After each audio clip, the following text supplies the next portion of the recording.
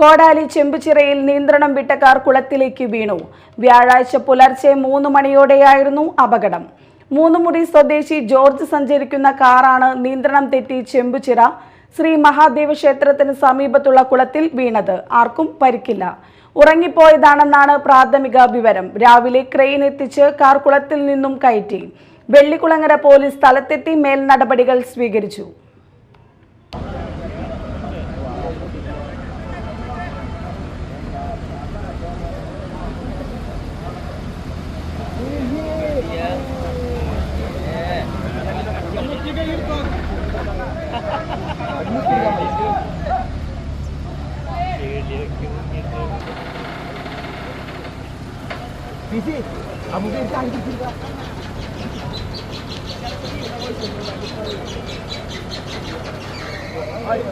മുട്ടുണ്ട